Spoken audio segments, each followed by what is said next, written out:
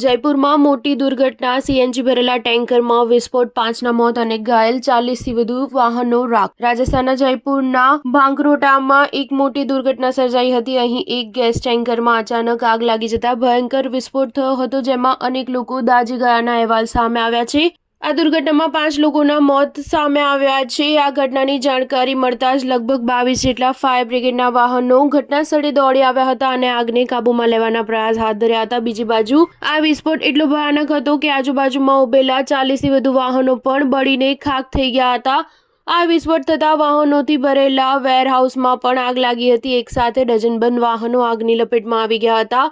CNG tanker અને અન્ય એક ટ્રક વચ્ચે અકસ્માત સર્જાયો હતો, જે બાદ સીએનજી ટ્રકમાં એક પછી એક બ્લાસ્ટ થવા લાગ્યા હતા। ધડાધડ વિસ્ફોટથી નજીકના વાહનો પણ લપેટમાં આવી ગયા હતા।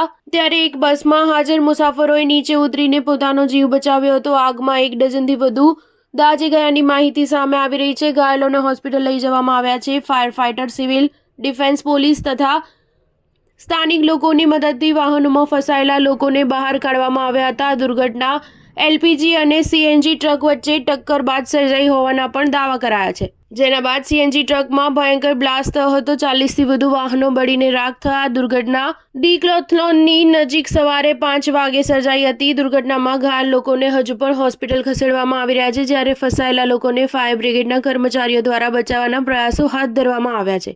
સિવિલ ડિફેન્સ, પોલીસ અને સ્થાનિકો પણ રેસ્ક્યુ ઓપરેશનમાં મદદ કરી રહ્યા છે। સ્ટાર ન્યૂઝ 7 હંમેશા સચ્ચાઈની સાથે।